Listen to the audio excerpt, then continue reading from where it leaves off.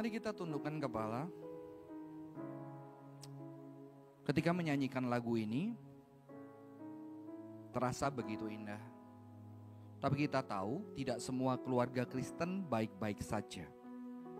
Mungkin dari kita ada keluarga yang sudah terpecah. Orang tua bercerai. Dan ketika menyanyikan lagu ini, ada kesedihan. Karena kita tahu kita punya Tuhan yang memberkati, tapi kita harus berjumpa dengan realita keluarga yang tidak baik. Mungkin ada dari kita keluarga masih utuh secara fenomena, tapi ternyata sebetulnya orang-orang di dalamnya sudah terpecah. Sudah dingin, sudah tidak merasakan kasih, beberapa pengen pergi dari rumah. Mungkin dari kita ada keluarga yang baik-baik saja. Mungkin dari kita ada yang sedang membangun sebuah keluarga, ingin keluarga itu baik ke depannya, berjuang dengan segelap tenaga. Mungkin dari kita masih belum tahu apa ke depan relasi kita, nanti keluarga kita seperti gimana dengan pasangan kita, calon istri kita. Bahkan mungkin ada yang berpikir sampai hari ini Anda sendirian, Anda mungkin tidak yakin lagi apakah memang aku harus beruntung itu memiliki keluarga. Saudara, apapun perasaan kita, marilah kita datang di hadapan Tuhan untuk kembali melihat firman-Nya, isi hatinya. Ada hal yang tidak sempurna, nyata. Kita bisa lihat, kita sudah saksikan. Tapi biarlah ketika kita memikirkan firman Tuhan, kita juga bisa melihat keindahan, kebahagiaan yang juga Tuhan hampirkan, Tuhan janjikan. Atau bahkan mungkin Tuhan panggil bagi kita untuk menghadirkan kebahagiaan itu di tengah ketidaksempurnaan. Yuk, singer bantu lagu ini refnya dengan lembut, katakan. Nyanyikan lagu ini bagian refnya saja. Singer bantu saya. Sebab Tuhan melindungi, Tuhan menyinari dengan wajah-Nya, memberi kasih karunia, damai sejahtera. Tuhan Yesus berkati. Sekali lagi katakan, sebab Tuhan. Sebab Tuhan melindungi, Tuhan menyinari dengan wajah-Nya, memberi kasih karunia, damai sejahtera. Tuhan Yesus berkati. Sekali lagi dengan lembut katakan, sebab. Sebab Tuhan melindungi, Tuhan menyinari dengan wajah-Nya, memberi kasih karunia, damai sejahtera. Tuhan Yesus berkati. Mari kita berdoa. Tuhan, kami akan mendengarkan firman Tuhan, merenungkan kebenaran firman Tuhan. Kiranya Tuhan boleh meneguhkan kami, Tuhan boleh membuka mata kami untuk melihat desain Tuhan, keindahan Tuhan yang sudah Tuhan janjikan melalui firman-Mu. Berkati setiap teman-teman yang mendengarkan, saudara-saudara yang hadir ataupun secara online, dan juga hamba yang mempersiapkan boleh menjadi berkat hari ini. Di dalam nama Tuhan Yesus Kristus kami berdoa. Amin. Silakan duduk. Shalom. Saudara-saudara, pagi ini begitu di tempat ini saya langsung mixed feeling, ya. Mixed feeling kenapa? Thank you banget buat Andreas. Sebelum tadi pagi saya diinfokan Papa Andreas masuk rumah sakit, ada kena serangan stroke. Waktu itu saya bilang sama Cipel, udah nggak usah datang, digantiin yang lain. Tetap datang. Harusnya saya omelin saudara-saudara. Biasa gereja seneng, luar biasa pelayanan. Biasanya saya mau omelin aja, kenapa lu nggak tetap datang. Cuma Saya tahu mungkin Andreas juga punya pertimbangan karena dia lihat keadaan dan saya tidak melihat gitu ya. Tapi saya support kalau dia nggak datang. Tapi setelah hari ini juga kelihatan Kevin, dan sukacita Kevin berjuang 1 bulan ya, istri, anak operasi di Singapura ya. Waduh udah lama dia nggak melayani, hari ini dia ngangkat mimbar lagi. Tadi saya peluk dan saya bersyukur Ciana jauh lebih oke ya. Feli mungkin tidak bersyukur, ada satu sukacita, ada kesedihan, mix semua. Tahu-tahu tadi Mai dengan baby kecilnya, Miori datang. Saya pikir luar biasa ini suaminya datang ke gereja pakai celana pendek gitu ya. Ternyata cuma mau mampir bawa anaknya dan mereka mungkin gak langsung ibadah bareng sama Kak Dita di Jen. Tapi kita bisa lihat ada keindahan, ada kebahagiaan, ada kesedihan di dalam kehidupan yang kita jumpai. Maka ketika saya memikirkan ayat ini sebetulnya begitu membaca Mazmur 128 ayat 1 sampai 6, saya bilang mau khotbah apa ini teman-teman. Karena kok kayaknya positif banget. Ya. Positif banget, janjinya janji banget. Tapi kenyataannya keluarga-keluarga Kristen, keluarga-keluarga anak Tuhan yang sungguh-sungguh beribadah kepada Tuhan ya tidak mungkin secara fenomena tidak mendapatkan janji ini, banyak yang tidak. Dan hari itu saya jadi bergumul, saya harus mengkhotbahkan ayat ini seperti apa. Saudara-saudara, God's favor in your family. Dan pergulatan itu juga muncul, dulu saya termasuk suka ketika ada acara keluarga di gereja, acara keluarga, tapi ternyata acara-acara keluarga di gereja tidak selalu positif. Mungkin beberapa yang keluarganya utuh positif. Tapi berapa banyak di gereja orang-orang yang tidak menikah, yang sudah ditinggal di keluarganya. Berapa banyak di gereja sekarang keluarga-keluarga yang divorce, ya, banyak single mother, dan saya bersyukur banget sama gereja kita kemarin bersempatan para hamba Tuhan, bukan Parents Day, Parent Day, karena kita juga menyadari ada realita di dalam jemaat yang adalah keluarga kita adalah orang-orang yang single mother, ya, yang mereka juga perlu dikuatkan ketika ada bulan keluarga. Kita, wah keluargaku melayani Tuhan. Ternyata ada keluarga-keluarga yang sudah tidak utuh lagi, saudara-saudara. Mereka ada di bagian kita. Ini yang menjadi keresahan saya. Dan beberapa teman-teman yang keluarganya tidak utuh kadang memilih ketika hari keluarga tidak datang ke gereja. Tidak pergi, karena itu melukai. Karena kita pernah utuh, pernah datang ke gereja, pernah menyanyi bersama tapi suatu hari sudah terpecah dan kalau datang itu kembali mengingatkan luka-luka yang lama. Ini adalah PR gereja di tengah dunia yang lebih real bagaimana kita memberitakan firman Tuhan. Mari kita buka Mazmur 128 ayat 1 sampai 6. Saya akan bacakan buat setiap kita. Berkat atas kepala rumah tangga, nyanyian syiarah. Berbahagialah setiap orang yang takut akan Tuhan, yang hidup menurut jalannya. Engkau akan memakan hasil jerih payah tanganmu. Berbahagialah engkau karena baiklah keadaanmu. Istrimu akan menjadi seperti pohon anggur yang subur di dalam rumahmu. Anak-anakmu seperti tunas pohon zaitun di sekeliling mejamu. Sesungguhnya demikianlah akan diberkati orang yang takut akan Tuhan. Kiranya Tuhan memberkati engkau dari Sion, supaya engkau melihat kebahagiaan Yerusalem seumur hidupmu, dan melihat anak-anak dari anak-anakmu, damai sejahtera atas Israel. Beberapa terjemahan mengakhiri dengan kata shalom. Ya. Saudara-saudara, kira-kira gimana bagian ini kita baca? Gampang dieksposisi, gampang. Oh ini kalau kamu taat, keluargamu baik, takut akan Tuhan, berkat ini. Selesai, khotbah.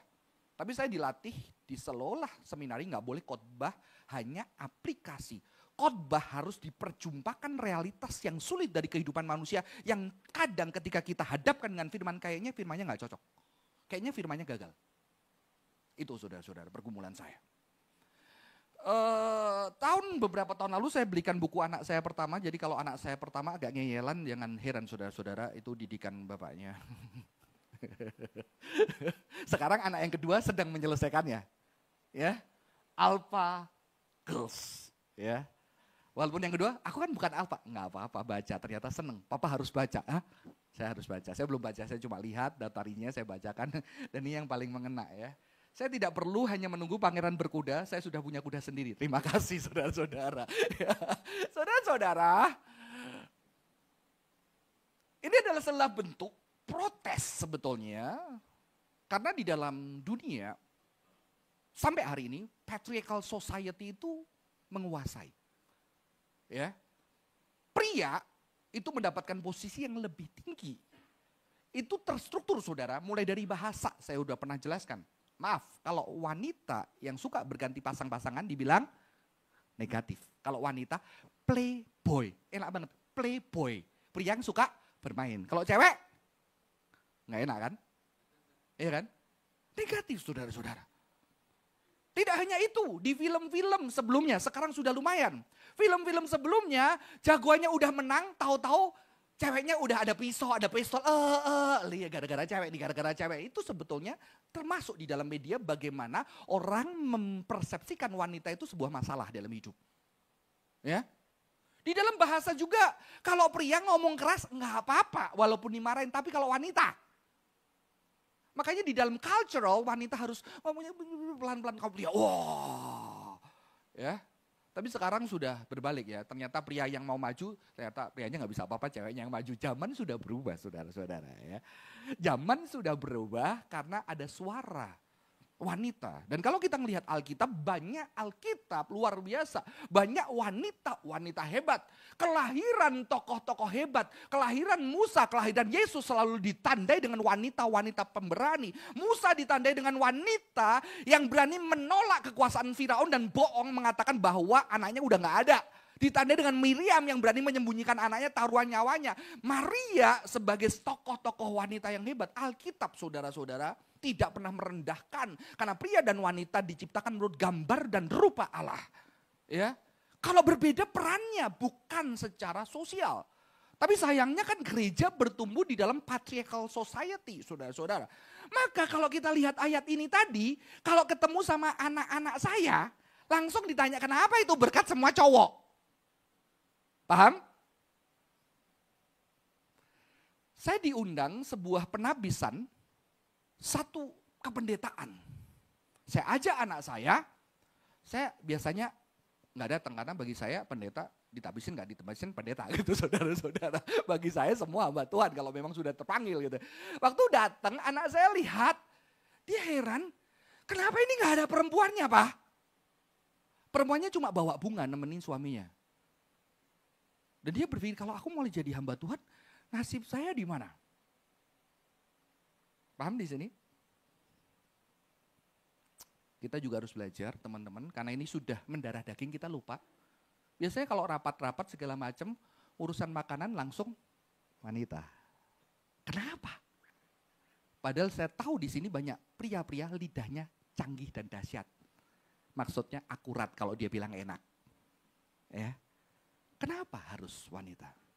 Maka ketika kita melihat hari ini, bukan karena anak saya 3 cewek, memang itu jadi poin plus saudara-saudara. Saya pernah saya bilang, ini cowok kayak cewek. Anak saya bilang, Pak maksudnya apa? Ngerti maksud saya? Jadi Papa menganggap cewek itu lemah. Cewek itu ya, saya sudah belajar feminisme dan segala macamnya. Tapi begitu anak ngomong saya sudah mendarah daging saudara-saudara, tinggal di dalam patriarchal society. Paham? Dan kalau kita tidak hati-hati ini ada, maka ayat ini benar-benar berkat untuk pria. Your wife shall be like a fruitful vine within your house, your son. Berarti yang diberkati pria. Kalau kamu pria takut akan Tuhan, maka keluargamu seperti anggur, karena anggur itu wajib ada di rumah Israel. Yang miskin pun harus ada anggur walaupun itu tidak mahal di sudut. Olive oil, lambang berkat, lambang urapan Allah juga ada melalui anak-anaknya. Berkat yang kelihatan itu bisa dirasakan saudara-saudara. Ya. Jadi anak saya mungkin akan bertanya kenapa ini berkatnya cowok semua.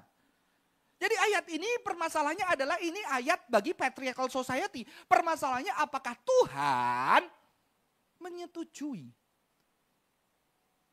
dunia patriarchal ini? Apakah Tuhan kita kekristenan patriarkisme? Tahu nggak bedanya patriarchal society sama patriarkisme? Bedanya apa? Ada yang tahu? Kalau ism udah menjadi belief bahwa pria yang harus memegang peranan, bahwa pria yang harus utama, wanita di bawah. Tapi kalau patriarchal society as a reality, Dan Alkitab diberitakan di dalam sebuah konteks. Karena pada zaman itu dunia patriarkal. Maka Tuhan menyatakan berkat itu secara patriarkal. Karena kalau sudah dijelaskan secara langsung gamblang saudara-saudara, itu nggak akan bisa. Tapi Alkitab tidak berhenti di situ karena kesaksian. Makanya drama kemarin ada yang teman saya protes. Ini kamu feminis ya? Kenapa Farisinya jahat? Ceweknya jadi korban gitu ya. Maria dia lebih percaya daripada Yohanes. Karena memang Alkitab menunjukkan yang lihat yang percaya dulu wanita. Ya, fakta. Dan memang Farisinya jelek. Kenapa? Di Rajam Batu harusnya 1 orang. 2 orang kan namanya berzina. Kok cuma 1, kok cuma perempuan? Mungkin yang berzina keluarganya dia kalau menurut para ahli. Harusnya dirajam dua-duanya, tok cuma perempuan. Ya, ada sebuah ketidakadilan di sana saudara-saudara. Patriarchal Society adalah sebuah sistem menurut Cambridge yang diperintah oleh dan dikontrol oleh pria. Ide bahwa pria semakin lebih utama daripada perempuan. Nggak kebetulan di sini banyak anak perempuan ya. Anak-anak baru betul ya. Marcel anaknya perempuan, untung ya. Chris dua-duanya cowok gitu ya. Pada si Levin ya, Alvin ya. Kamu gimana bapak-bapak ya? Kamu anakmu berapa? 1 tambah lagi. Lah kalau dapat cewek lagi tambah lagi. Karena apa? Belum lengkap. Jadi mau anakmu 10 cewek semua, kalau kurang 1 cowok belum lengkap. Dan anak saya bilang, gila banget ya Pak, gue 10 dibandingin 1 kalah lengkap. Ya, walaupun kadang-kadang kita tetap secara jujur karena kita di dalam Patriarchal Society, engkong-engkongnya maknya pengen anak cowok, ya udahlah ya. Tapi harusnya kita lebih dari itu saudara-saudara. Makanya saya gak mau nambah lagi, 3 cukup. Udah cukup ponaan saya 2 cowok dan saya udah bangga. Pertama dulu, siapa yang menurunkan jurus kungfu saya, menurunkan permainan basket saya, kagak ada, semua main piano. Semua nyanyi gitu, ada yang nyanyi fales, ya. Akhirnya kebagian saya nonton ponakan saya basket, juara daerah. Wah, saya pergi sendirian nonton ponakan saudara-saudara, bukan anak saya yang main. Karena saya happy gitu, dulu cita-citanya pengen punya anak cowok, main basket bareng sama papanya gitu ya. Sekarang tidak ada gitu ya. Saudara-saudara, ini sebuah kenyataan. Kalau anak saya bilang ada anak cowok Pak itu namanya Mochi. Enggak, itu anjing gue bilang gitu. Bukan anak saya. Saudara-saudara, ini Patriarchal Society. Ini problem pertama dari ayat ini. Ya, bagaimana kita membaca sekarang di dalam konteks ayat ini? Tapi kita tahu bahwa Tuhan menyatakan dirinya di dalam konteks. Maka Tuhan tidak merubah konteks itu, dia berbicara secara sederhana supaya gampang diterima di dalam konteks itu. Karena memang pada waktu itu peranan pria sangat penting. Sangat signifikan, sekarang sudah tidak sepenting itu. Maaf. Para pria, kalau kamu merasa penting, tidak sepenting itu. Ya. Sekarang para wanita, daripada gue nak nikah, daripada gue nikah dengan pria yang kurang, lebih baik gue sendiri lebih bahagia. Weh, apalagi didokong dengan ilmu pengetahuan. Ternyata wanita itu selalu mencari pria terhebat dan 20% pria terhebat udah kawin. Ya. Dan buat apa nikah lagi? Jadi susah loh jodohin orang, saudara-saudara. Itu kenyataan, saudara-saudara, tidak sepenting itu. Tapi waktu itu sepenting itu, makanya Alkitab itu tidak merubah keadaan. Kalau saudara tahu, di dalam konteks Alkitab itu, dunia pada waktu itu masih percaya flat earth. Makanya kabarkan Injil sampai ke ujung bumi. Ujung bumi, ada ujungnya saudara-saudara. Bukan berarti Alkitab bukan firman Tuhan, Alkitab kebenaran, Alkitab firman Tuhan. Firman Tuhan itu bukan berarti Alkitab buku sains, buku ekonomi. Belajar sains dari Alkitab. Salah. Nggak ada teori relativitas, nggak ada teori yang lain-lain saudara-saudara. Maka, saya lupa, Westminster, satu katekismusnya orang Reform mengatakan, Bible is not scientific book. But the Bible is the word of God. The Bible is truth. Itu saudara-saudara. Dikontekskan di dalam budaya masa itu. Dikontekskan dalam perspektif masa itu Tuhan menyatakan berkatnya. Maka ketika membaca ayat seperti ini kita harus menggalinya untuk bisa masuk di dalam konteks budaya sosial yang sudah berubah. Ya. Maka kalau Anda belajar Alkitab, Anda tidak cukup, oh Alkitab ngomongnya apa, gali eksposisi, oh seperti ini, kamu harus taat. No, karena kamu perlu menggali Alkitab, kamu perlu menggali sosial, dan bagaimana seorang pengkhotbah atau penerjemah menginterpretasikan bagian firman Tuhan untuk konteks budaya ini. Paham ya di sini ya? Jadi jangan sembarangan, nanti salah kaprah. Nanti Anda akan bilang, wah Alkitab kan disuruh perang. Perang bumi hanguskan, ternaknya dan segala macam. Jadi kita harus mendukung orang Israel yang ada di Alkitab. Karena dia perang, memang itu bangsanya Tuhan. Hati-hati saudara-saudara. Konteksnya beda. Israel yang zaman dulu sama sekarang beda. Ya, jadi jangan mentang-mentang mendukung atau jangan mentang-mentang menolak. Harus pinter di sini. Pertanyaan kedua adalah, permasalahan kedua adalah dari bagian ini kita akan melihat bahwa Christian family tidak seindah itu. Ya. Imperfect, broken, hurtful, traumatic. Dan bagaimana kita memberitakan ayat seperti ini di dalam konteks budaya, kenyataan hidup Kristen yang seperti ini. Sehingga akhirnya ketika kita bilang diberkati, orang akan mulai resah dan melihat dirinya, dia akan mulai mencari hal-hal yang diberkati apa. Ketika tidak ada, dia memilih diam dan tidak bercerita masalahnya kepada jemaat lain. Karena apa? Karena aku tidak seperti yang dijanjikan Tuhan. Jangan-jangan keluargaku tidak diberkati. Sehingga kita menyimpan diri kita sendiri, tidak berani bercerita, tidak berani cari solusi. Orang melihat semuanya baik-baik saja, di situ kita semakin hancur di dalam kehidupan keluarga kita. Paham di sini? Makanya harus berhati-hati ketika mengkhotbahkan ayat-ayat. Kita harus tahu audiens kita tidak semua keluarganya baik-baik saja. Ya. Saya baca paper istri saya, ikut-ikut baca juga. Asik juga kalau ada orang sekolah ikut belajar. Salah satu pembelaan orang Kristen tentang nggak boleh suicide, nggak boleh bunuh diri. Satu, karena kamu dapat anugerah Tuhan hidup, kenapa lu bunuh? Yang kedua, bunuh diri itu melukai orang-orang dicintai, menghancurkan komunitas. Ya. Kalau kamu dikasih anugerah hidup, kamu jangan akhiri karena kamu cuma dikasih Tuhan. Kedua, kamu melukai orang-orang di sekitarmu. Saudara, ini prinsip yang benar, tapi ada something yang berbahaya. Karena itu tidak ada di dalam buku-buku teologi yang saya baca sama istri. Satunya, semua value-value itu tidak ada yang memperhatikan pergumulan orang yang sedang bunuh diri. Paham di sini? Semua normatif yang Tuhan ngomong gak boleh, komunitas Said dan orang yang bunuh diri itu tidak pernah dilihat. Sehingga dia semakin, oh gue salah ya, gak menghargai hidup Tuhan. Tapi gue gak kuat, oh gue nyakitin keluarga. Ada satu anak bilang sama saya, gue sampai mau bunuh diri harus merhatiin papamu, keluargaku, orang yang lain supaya gak sakit hati kok. Berat banget hidup gue. Karena mereka tidak diafirmasi oleh doktrin-doktrin Kristen yang benar. Untuk bahwa tahu pergumulan Tuhan sayang kamu. Mungkin harus kita pikirkan ketika memberitakan itu ternyata sayang kamu, mungkin kamu sekarang tidak bisa mengerti, tapi bagaimana kamu tahu kamu dicintai dan kamu berharga. Saudara-saudara, ini real. Makanya kita dengan khotbah-khotbah seperti ini kita harus berhati-hati. Lebih celaka lagi kalau ada keluarga Kristen, ada keluarga Kristen yang keluarganya bunuh diri, mereka akan semakin terpuruk karena keluargaku tidak menghargai Tuhan, kalau menyakiti orang dan dia terpuruk di dalam pergulatannya tanpa ada orang satu yang peduli keluarganya. Paham di sini? Khotbah bisa menjadi sesuatu yang menyakiti saudara-saudara. Karena setiap orang punya pergumulan yang berbeda. Ya. Saya nggak tahu saya pernah cerita atau enggak. Dulu kan ada, biasanya kita dikasih kertas, suruh kasih sebelah ngomong hal yang baik tentang kita, hal yang buruk tentang kita, ya kan? Muter. Dulu saya pikir itu kan dulu saya dapat berkatnya bagus kan. Oh ada hal yang baik, ada yang buruk tapi banyak yang baik. Waktu saya ngajar di SMP saya lakukan itu. Saya puterin itu. Wah anak-anak bahagia karena dia tahu teman-temannya baik. Tapi saya nggak sadar saya pikir kelas itu sukses. Seminggu kemudian saya ditelepon seorang orang tua karena anaknya sudah seminggu nggak mau sekolah. Karena anaknya tidak ada satu kata pun positif dari teman-temannya. Dan di situ saya merasa perbuatan saya melukai anak itu. Menghancurkan sampai dia nggak mau datang. Karena tidak ada satu pun yang tahu value baik dari anak itu. Saudara-saudara. Saya minta maaf, saya temu anak itu, saya cerita, saya ngobrol segala pergulatan dia. Ya, puji Tuhan sampai tahun lalu dia masih kontak ya, udah married.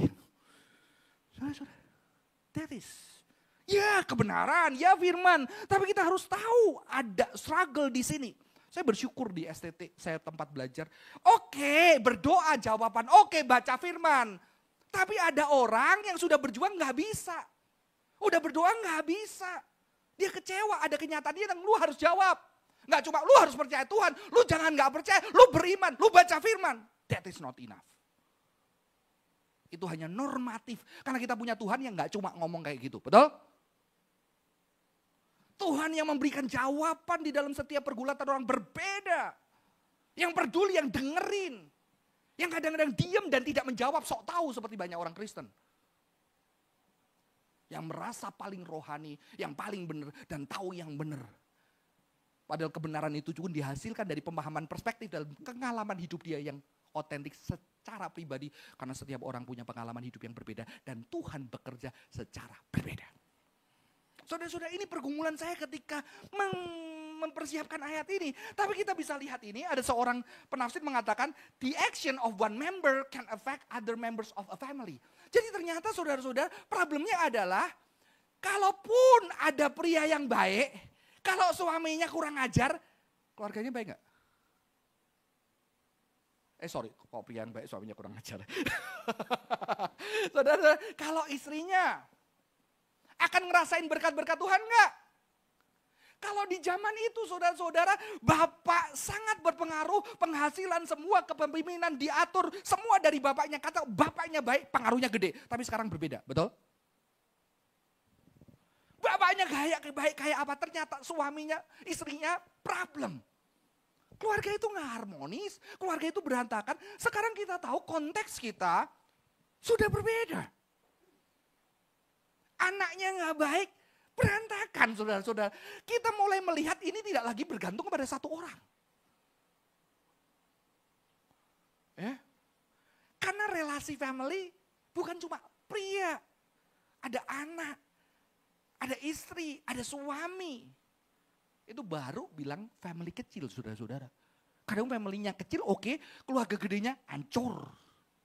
Itu bisa efek. Ini problem dari ayat ini saudara-saudara. Saya ketemukan problemnya supaya kita mikir. Supaya ketika kita ngomong sama orang nanti nggak gampang ngomong pakai ayat-ayat. Kita nggak pernah dengerin dulu pergulatan pribadi seseorang dengan kisah story-nya. Ya.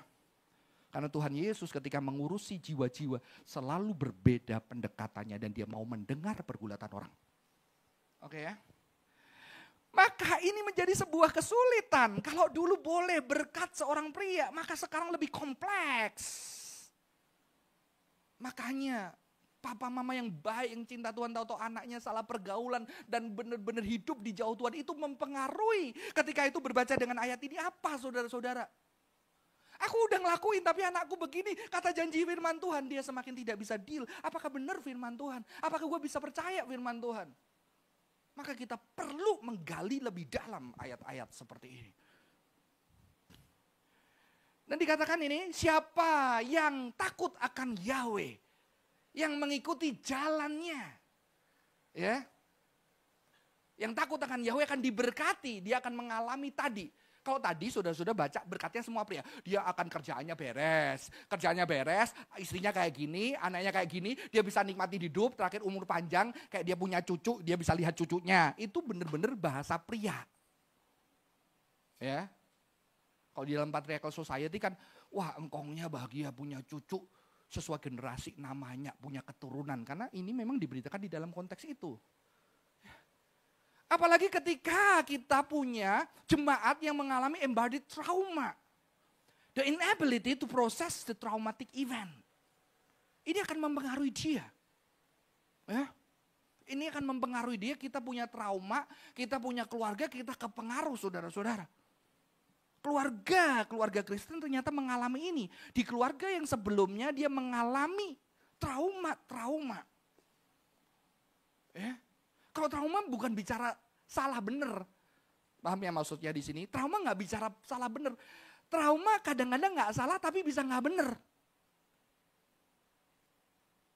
Ketika Anda punya keluarga, ternyata keluarga yang sebelumnya, papa Anda sering ngomong kasar dengan nada tinggi. Ketika Anda punya suami selanjutnya, suami Anda nada tinggi tapi nggak kasar kata-katanya. Anda tetap nggak nyaman dan Anda akan sering ribut, betul nggak? Gara-gara nada tinggi, padahal beda. Karena Anda akan tubuhnya teringat, gila dulu nada tinggi tiap malam, makanya gue pengen nikah. Nikah, nada tinggi lagi. Terima kasih buat ketawanya. Nah padahal orang yang trauma perlu disadarkan nada tinggi bapakmu sama suamimu beda. Suamimu gak ada kata kasarnya. Tapi gak tahu gak nyaman. Ini ada sesuatu hal bagaimana ini kenyataannya saudara-saudara. Ya, ini kompleks sebetulnya ayat ini. Tapi kita gak bisa jawab ini makanya di kita ada grup terapi ya. Please ikut. Nanti ya karena buka seminggu penuh saudara-saudara. Udah 3 kali grup jalan, 1 grup 12 sesi. Ya, bagaimana? Who fear Yahweh, who follow his ways. Dia akan diberkati. Dia akan ada shalom. Saudara, kalau mengikuti jalan Tuhan, itu artinya menjadi Torah observant. Jadi orang Yahudi mengenal Torah observant. Torah observant adalah orang-orang yang memilih jalannya menghidupi Taurat. Taurat itu di dalam Ibrani 5 kitab Musa, Kejadian, Keluaran, Imamat, Bilangan, Ulangan. Karena itu yang dinyatakan, Kejadian, Keluaran, Imamat, Bilangan, Ulangan. Itu Torah, Nevi'im itu nabi-nabi Yeremia, Yeskel, Nevi'im, Ketuvim itu puisi seperti Mazmur, Amsal. Jadi kalau kita perjanjian lama itu namanya Tanak, Torah, Nevi'im, Ketuvim. Intinya adalah Torah. Dan inti Torah adalah 10 Commandment. Dasar kita, jangan membunuh, jangan mencuri, jangan berzina, jangan mengingini barang milik orang lain, suci kuduskan dari Sabat. 10 perintah Allah yang akhirnya disarikan kepada Yesus adalah di dalam hukum kasih, mengasihi Tuhan, mengasihi sesama, mengasihi diri. Ini adalah yang dihidupi kalau kamu mau diberkati. Saudara, artinya apa? The action of one member can affect other members of a family. Jadi kalau negatif bisa pengaruh, satu berita baiknya yang positif juga bisa berpengaruh. Betul? Ya. Maka Tuhan di zaman itu karena pria mendapatkan peran penting, Tuhan mengatakan berbahagialah pria.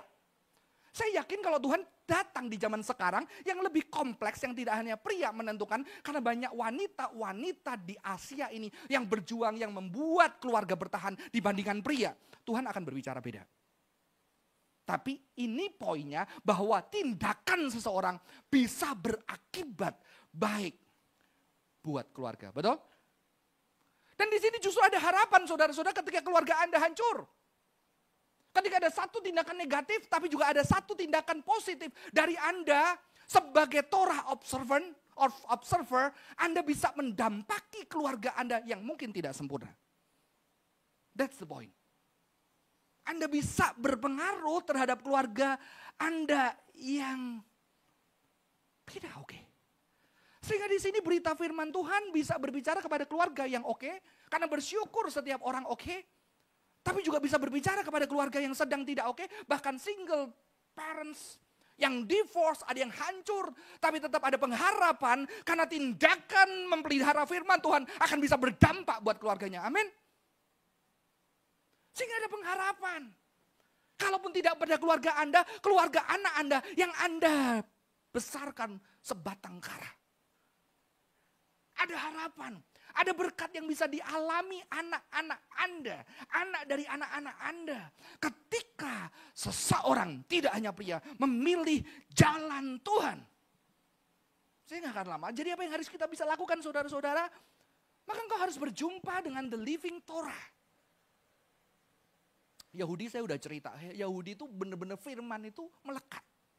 Bayangin orang Yahudi untuk firman dia rela mati. Firman Taurat yang dari Tuhan dia rela mati. Saya udah ceritakan Alef, Bet, Gimel, Dalet, Abe. Ya. Alef, Bet, Aba. Jadi pembacanya itu Aba.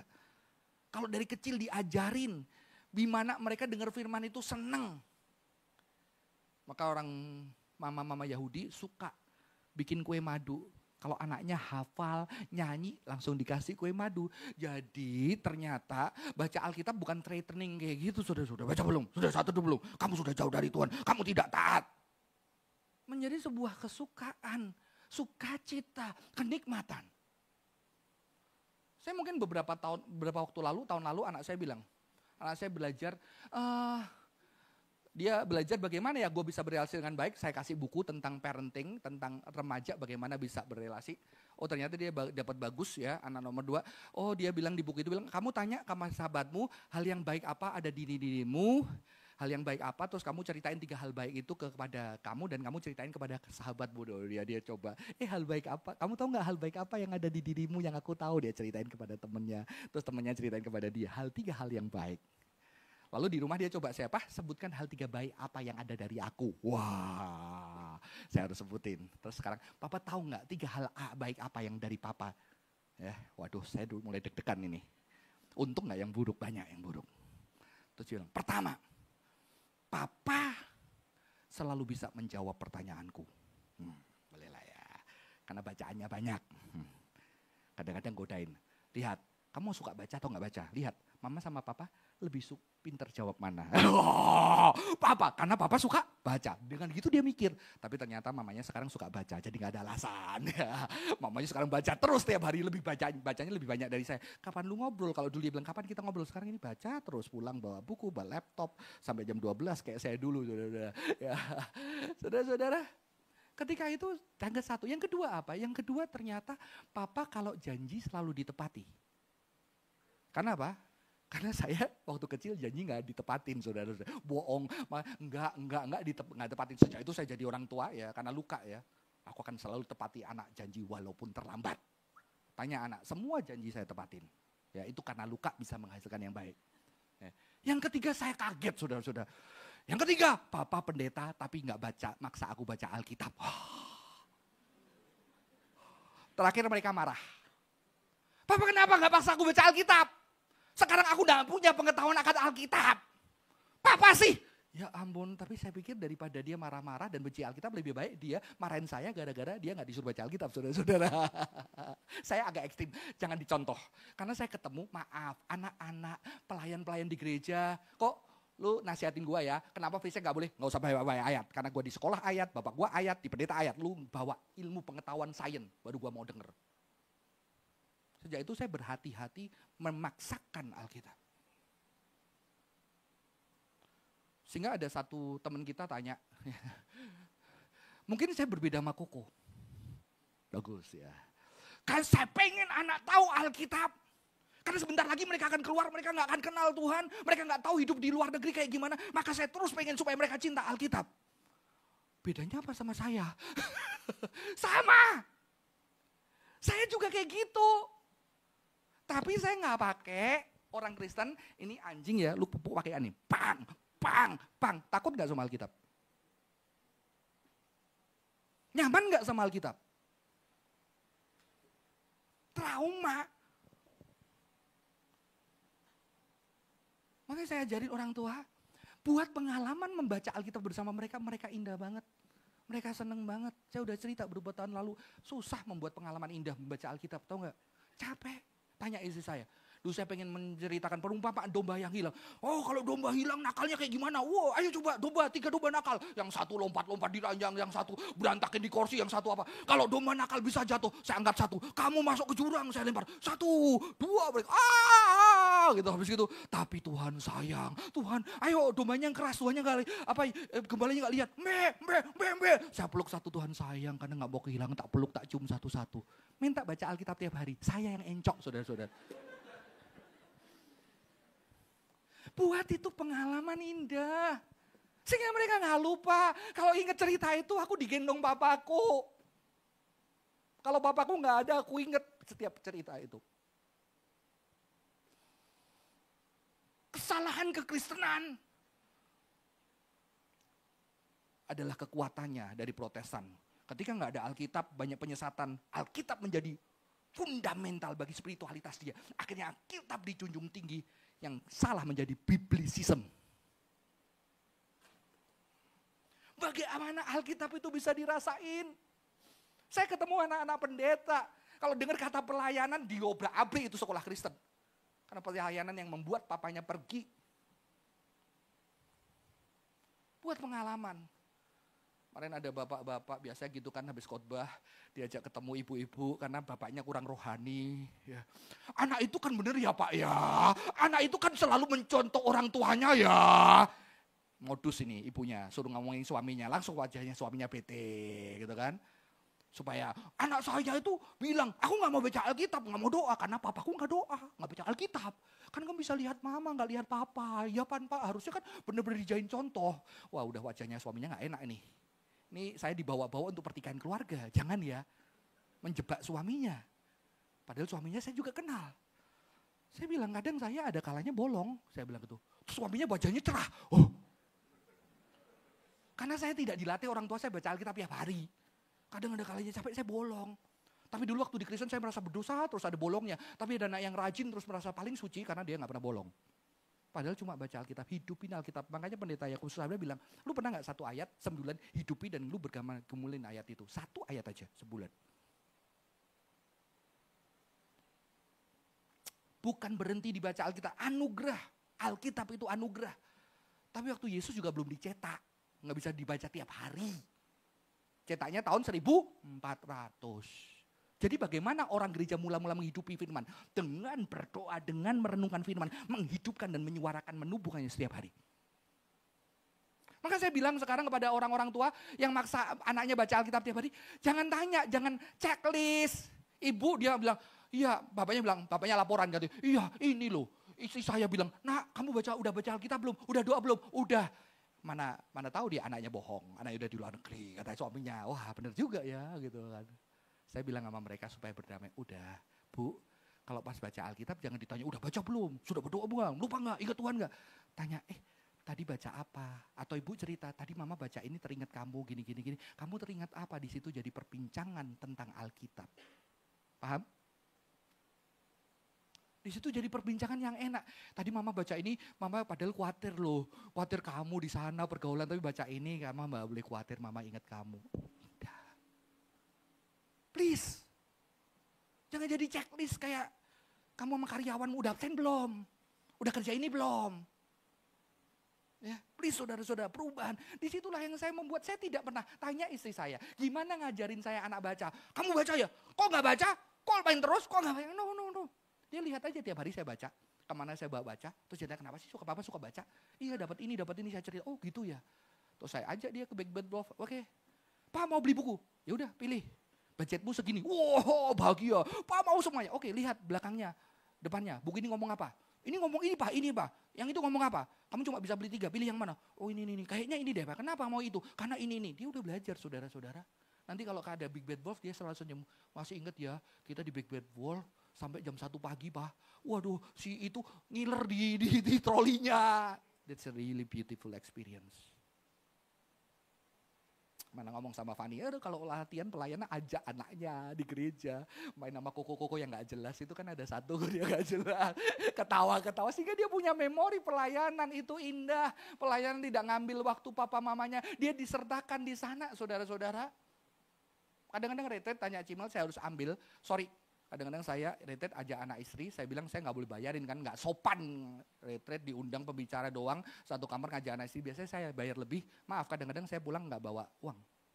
Untuk anak istri saya supaya dia tahu saya pelayanan, supaya dia tahu setiap saya pelayan dia ada bersama dengan saya, sampai dia gak mau sendiri, gak mau ikut pak, udah punya teman, bagus. Ya. Makanya saya bilang kepada anak muda itu, kamu tahu, kamu pun menghidupi, ya. Kamu menghidupi ketika kamu latihan, kamu tahu tuh beliin beng-beng anak-anak satu plastik. Anak itu kalau nyanyi, ingat wajahmu dan beng-bengmu. Karena dia ngelihat cinta Tuhan yang nyata. Sampai hari ini Jos itu favorit ya, mana Jos? Ya.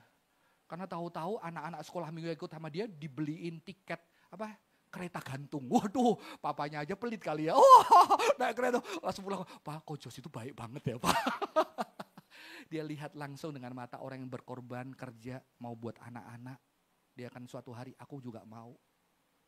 Soalnya dia perlu mengalami dan lihat langsung. Anak kita gak perlu doktrin. Dia lihat hidup kita yang menghidupi firman Tuhan. Maka kita perlu encountering the living Torah. Living the Torah life.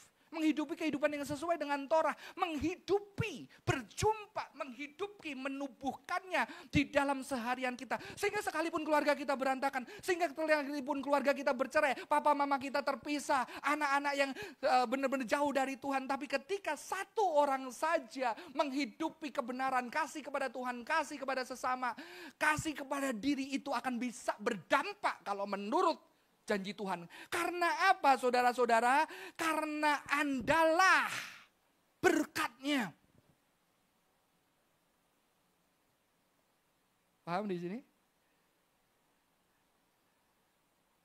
Ketika seorang anak melihat mamanya selingkuh,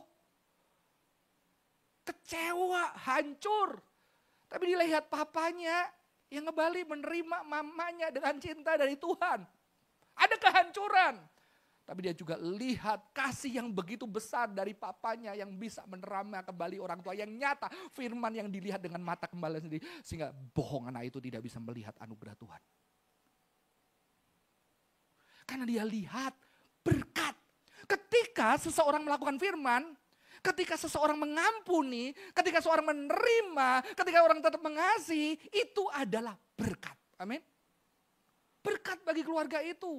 Berkat yang langsung bisa tampak. Jadi saudara-saudara stop ketika, oh kalau aku hidupin ini, maka aku akan diberkati. Saudara, konsep berkat di Alkitab, Abraham diberkati, maka ketika Abraham diberkati, berkatnya sampai ke bangsa-bangsa. Please, lihat konsep berkat bukan dengan konsep dunia. Berkati berarti gue bisa jalan-jalan keliling bangsa-bangsa. No! Kalau kamu diberkati, berkat ada dalam hidupmu, kamu itu jadi berkat. Jangankan cuma keluargamu. Banyak keluarga mendapatkan berkat. Amin. Saudara-saudara pegang ini. Ya. Menghidupi Torah secara personal, komunal. Kita juga perlu saudara-saudara. Kalau kita berbicara menghidupi Torah di dalam konsep itu bukan pribadi. Karena kita kena zaman modern, begitu pengalaman dengan Tuhan pribadi, kehidupan spiritual pribadi, mereka selalu komunal. Ketika Mazmur ini dibaca secara serempak, secara komunal, maka perlu sebuah community. Sehingga ketika keluarga ada berantakan, ada keluarga baru, ada keluarga seiman yang juga membantu memulihkan hidup kita untuk kembali kita menjadi berkat di rumah. Maka gereja tidaklah tempat untuk mengambil waktu Anda. Sehingga Anda tidak pulang di sana, Anda pelarian di gereja. Sebisa mungkin gereja itu mengutus setiap kita di rumah tempat kerja untuk Anda menjadi berkat secara luar biasa di sana. Sekalipun pelayanan di gereja harus dikurangin, tapi gereja juga harus jalan. Maka banyaklah yang melayani. Setelah ini sedikit promosi, ada pembinaan pelayan.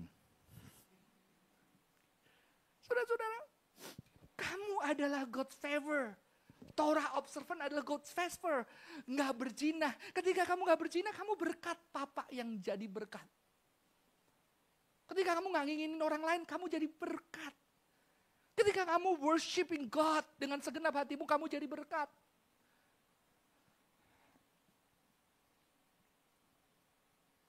Ketika saya ajak pelayanan anak saya lihat banyak anak-anak muda menangis, membuka hatinya untuk Tuhan. Dia ikut menangis.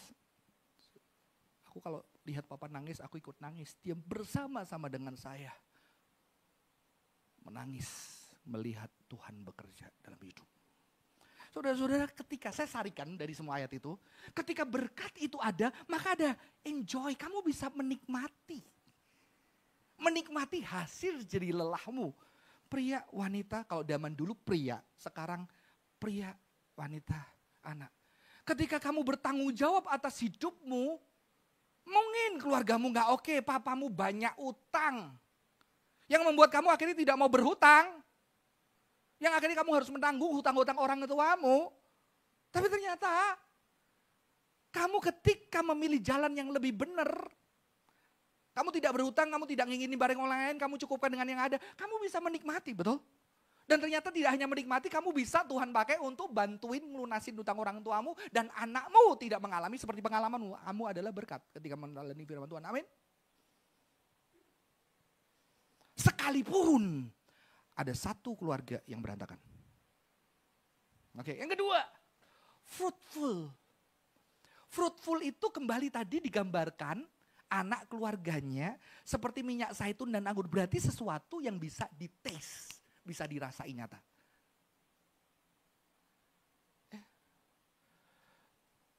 Ketika anak kita punya papa mama yang benar-benar jadi berkat, dia kan jadi pribadi yang lebih stabil. Dia bisa jadi berkat. Ya. Dia bisa jadi berkat buat orang lain. Orang lain bisa ngerasain berkatnya melalui anak-anak Anda. Mulai orang tua, mulai keluarga Anda. Prosperous. Financially. Oke. Ya, bukan prosperity gospel ya saudara-saudara. Akhirnya apa? Banyak anak keluarga yang gak berantakan, papanya banyak utang. Ternyata Tuhan buat pakai anak-anaknya. Tuhan pakai anak-anaknya untuk benar-benar tidak berhutang dan akhirnya anaknya itu yang menjadi berkat yang luar biasa buat keluarganya. Saudara, Anda bisa ketika Anda mengikuti firman Tuhan, Anda adalah berkat itu. Tapi ketika Anda tidak, Anda bukan berkat itu. Karena Tuhan yang menghidupi, memberkatkan firman-Nya. Kalau orang tua Anda yang mengikuti, Anda berkatnya. Ya. Saya terberkati sama bapak, mama saya. Ya, mama saya bilang, Papa, mama gak punya uang. Mama gak punya uang, gak punya warisan buat kamu. Tapi saya diwarisi melihat mama saya yang selalu tidak tegaan. Kalau lihat orang gila kelaparan dikasih makan, orang gak bisa makan. Sorry pendeta-pendeta di zaman itu di tempat saya susah. Selalu diajak makan di rumah anak pendeta. Saya melihat bagaimana orang diberikan makan di rumah saya. Saya belajar hospitality. Makanya tema itu nempel banget sama saya. Sehingga suatu hari saya ketemu anak pendeta, udah jadi musisi yang cukup hebat. Dia bilang, dia ingat dulu aku datang ke rumahnya Koko, gak pakai sepatu, dan aku makan sate babi. Ingat saudara, blessing. Yang terakhir, longevity, umur panjang. Ya. Kita mikirnya supaya gua umur panjang, supaya keluarga oke. Padahal Anda bisa membuat orang berusia umurnya panjang. Amin. Karena ada berkatnya yang dari Tuhan. Ketika saya sudah menikah, saya sudah punya anak. Papa saya ditinggal mama saya. Mama saya bisa khotbah gini karena hidup saya, keluarga kami tergantung seorang wanita. Papa saya tidak bisa kerja, berantakan, hutang banyak kalau udah kerja. Ya, kreatif banget. Dan ternyata dia cocok tinggal di kota, untuk kerja di kota yang ikut orang. Tapi begitu buka bisnis di daerah, habis terus. Ketika dia kerja di luar kota, oke. Untuk bayarin hutangnya lunas, tapi dia harus balik. Kerja di daerah, dia gak bisa. Dia cocoknya kerja di pabrik, di kantor, yang sudah ada gaji tetap dan segala macam. Dia bisa manage, tapi begitu dagang, berantakan. Sehingga mama terus yang bekerja, mama pedagang sejak kecil. Tapi karena papa saya cinta, dia harus pulang. Dan dia mengorbankan talentanya dan akhirnya keluarga kami cuma bertahan di mama. Celakanya mama saya dipanggil Tuhan lebih dulu. Dan yang membuat sedih adalah ketika dipanggil lebih dulu, papa saya langsung siapin foto mama yang tersenyum dan foto dia yang tertawa. Saya heran, ini ngapain lu kasih foto ketawa giginya kelihatan saudara-saudara, foto untuk ini, untuk kematiannya dia. Jadi dia sudah pilih fotonya yang dia ketawa lebar. Jadi bayangin Anda datang ke rumah dukanya dia ketawa kelihatan giginya semua saudara-saudara. Miris enggak? Dia lihat. Terus dia bilang, ini fotonya mama, nanti foto papa ini ya, yang untuk dia udah siapin saudara. Mungkin dia merasa hidupnya gak lama lagi. Dia terluka, dia kehilangan. Setiap hari, setengah jam pergi ke makam mama saya, naik motor. Terluka. Suatu hari ada satu tindakan ya, ada satu kejadian yang dia kecewa banget ya, dengan segala keterbatasan dia kecewa banget dan membuat dia tidur 4 hari nggak bangun dari tempat tidur. Dan waktu itu saya bingung, Tuhan, saya harus gimana? Saya nggak ada di sana. Kita udah mandiri, saya udah mandiri, adik saya udah kerja, kita udah mandiri. Sorry, saya udah bisa hidup tanpa papa saya, saudara-saudara. Tapi sekarang kepikiran begitu, saya Tuhan kasih hikmat. Seorang pria bisa umur panjang ketika dia punya makna hidup. Ketika dia punya tujuan hidup, ketika gak ada, mamamu udah gak ada, kamu udah oke semua, dia gak punya tujuan hidup lagi. Lalu Tuhan kasih hikmat saya sebagai orang yang sudah mengerti firman, saya telepon papa saya, papa sakit, papa kecewa. Tapi aku tetap butuh papa sebagai kepala keluarga. Aku, adik, tetap butuh papa sebagai kepala keluarga. Luar biasanya saudara, hikmat itu membuat apa? Oke, iya, papa mau berjuang lagi, papa mau kuat. Bangun saudara-saudara. Dia bertahan 10 tahun. Padahal menurut ahli psikologi, kalau cowok ditinggal istri cepat mati, kecuali kawin lagi. Saya sudah suruh papa saya kawin lagi, gak mau saudara-saudara. Karena dia kehilangan arah hidup. Tapi dia bisa bertahan 10 tahun. Dan akhirnya saya menaruh foto senyum itu di depan jenazahnya. Foto itu yang membuat saya menangis. Saudara-saudara. Longevity. Bisa hadir kepada kita, kepada keluarga kita, kepada pasangan kita. Untuk apa? Untuk menghadirkan berkat Tuhan di dalam hidupnya ketika kita orang benar. Ketika hidup terus bersama dengan Tuhan. Menjalani firman Tuhan. Amin. Semoga ini memberkati. Saya akan ajak kita menyanyikan pujian jadul saudara-saudara yang tahu-tahu muncul tadi pagi ya. Saya selalu ditanya mau lagu apa? Enggak. Kalau enggak muncul ya udah, kalau muncul ya muncul saudara-saudara. Sedikit masih tersisa karismatiknya ya. Ada satu lagu yang mungkin saudara asing, lagu ini bagus banget. Saya akan nyanyikan, kita belajar bersama-sama.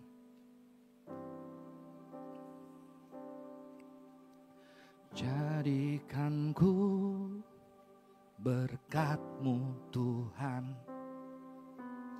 jadi terang bagi sesama kami yang telah diselamatkan. Jadi terang Tuhan,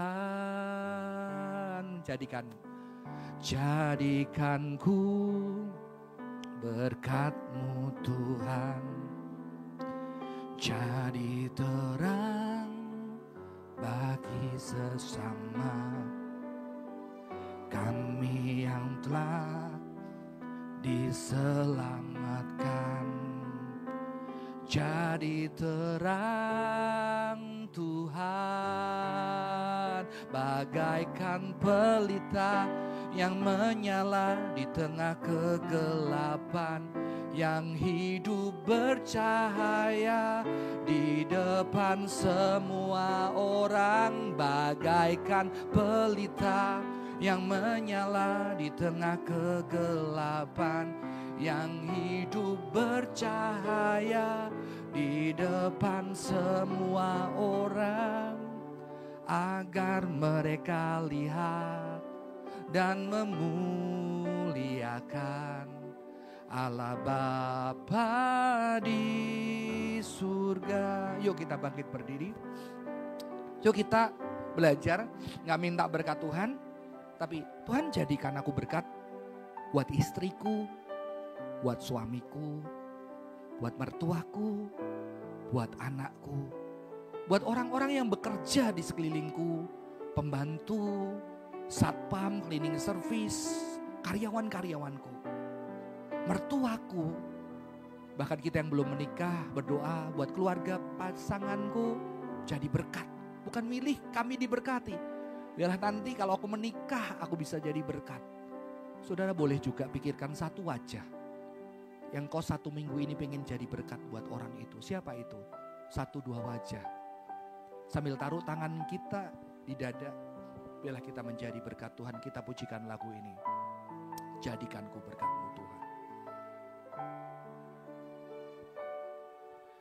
Jadikanku berkat-Mu Tuhan, jadi terang bagi sesama kami yang telah diselamatkan. Jadi terang Tuhan, jadikanku berkat-Mu Tuhan, jadi terang bagi sesama kami yang telah diselamatkan. Jadi terang Tuhan, bagaikan pelita yang menyala di tengah kegelapan, dan hidup bercahaya di depan semua. Bagaikan pelita yang menyala di tengah kegelapan, dan hidup bercahaya di depan semua orang, agar mereka lihat dan memuliakan Allah Bapa di surga. Allah Bapa di surga, Allah Bapa di surga, Allah Bapa di surga. Saudara, mari kita berikan diri kita menjadi berkat. Ketika kita menjalani jalan-jalan Tuhan, hidupmu adalah berkat buat keluargamu, buat orang-orang di sekitarmu. Ada hal-hal yang buruk di sana, ada orang-orang yang tidak menjadi berkat. Tapi dunia perlu orang-orang yang tetap menjadi berkat di tengah keluarga yang tidak sempurna, yang berantakan. Dunia perlu, anak-anakmu perlu engkau yang menjadi berkat walaupun di dalam keterbatasan. Dan saya juga percaya Tuhan juga sudah pernah memberikan berkatnya melalui orang-orang di sekitarmu. Kamu juga boleh bersyukur buat orang-orang itu, orang tuamu, sahabatmu, hamba Tuhan, orang lain bahkan anakmu yang sudah menjadi berkat, memberikan alasan kamu punya panjang usia, terus bertahan untuk menjaga kesehatanmu, menjaga kehidupanmu. Mereka juga adalah berkat buat engkau. Mari kita berdoa. Tuhan bersyukur buat orang-orang yang Tuhan hadirkan menjadi berkat buat setiap kami. Dan biarlah kami juga boleh menjadi berkat buat orang-orang. Kami tidak lagi memikirkan bagaimana Tuhan memberkati kami. Karena ketika Tuhan memberkati kami, Tuhan mau kami menjadi berkat yang nyata buat orang-orang di sekitar kami. 1 minggu ini, biarlah wajah yang kami ingat. Kami boleh memperhatikan, menyatakan cinta Tuhan secara nyata melalui perbuatan kami. Apa yang kami lakukan buat orang-orang itu. Bagi keluarga yang sedang tidak baik-baik saja, biarlah Tuhan bangkitkan orang-orang yang menjadi berkat di situ. Tuhan bangkitkan anakmu menjadi berkat. Terima kasih Tuhan, di dalam nama Tuhan Yesus kami berdoa.